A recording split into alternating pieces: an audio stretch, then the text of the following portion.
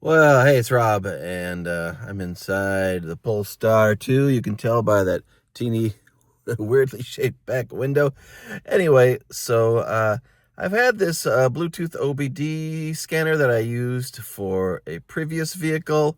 I actually work inspecting cars for a living, so I do a lot of OBD scanning for potential customers' cars that I'm, thinking of buying. Anyway, I knew that maybe it wouldn't be possible to plug an OBD reader into the Polestar 2.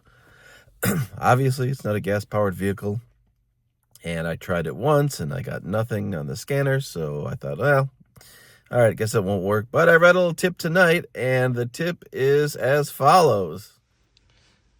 Number one, go ahead and plug your OBD reader in. There it is. Right down there. Very easy to find in the Polestar. And tip number two, make sure your butt is sitting in the seat. It is. And tip number three, put your car into drive. Make sure you're not in creep mode. Of course, I don't want to go through the garage wall, but I am now currently in drive, as you can clearly see. And when you're in drive, at least the reader I have, it's called a V Peak, I believe. There's probably a bunch of different ones, with similar functions. But as long as you are in drive, and I'm going to get it out of drive, you can read your OBD info, and let's see what kind of stuff it'll pull up on an electric car.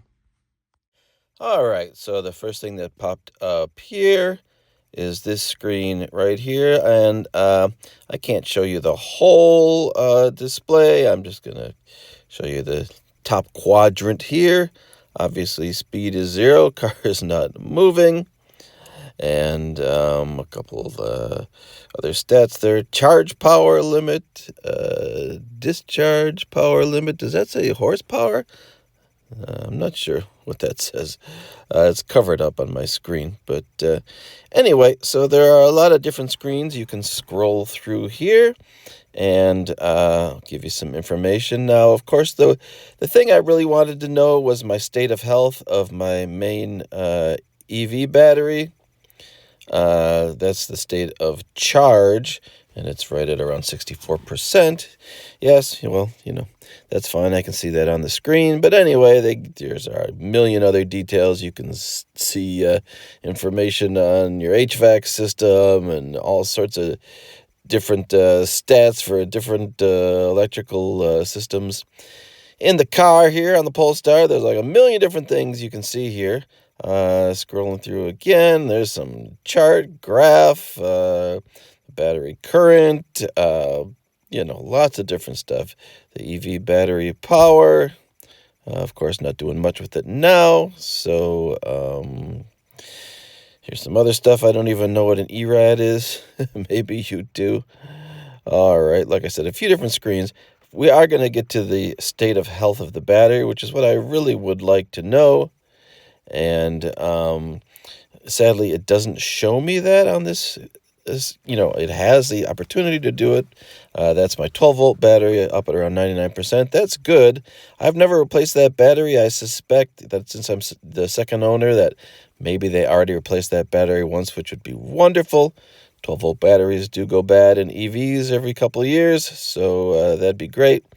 Again, I wanted to find the overall state of health. What percentage of my main traction battery is, still usable? I'm hoping it's 93, 94% or whatever at this point, 4 years down the road. But there you go. There's my state of health for the high voltage battery, 0. Well, I know it has more than 0% because I've been driving it for the last 6 months.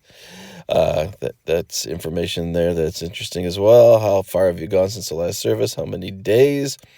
Well, motor hours, almost 600 hours since the last service. I've never taken it in for a service, not so far. I've owned it 6 months, and it says it's not even due for another 200 days or something like that. State of health, I believe you have to actually charge the thing to 100 and then down to 5. You got to run it down to 5% and then charge it quickly back to 100 is what I read to get that state of health. I'm not going to bother with all that stuff. I'd like to know the state of health of my battery.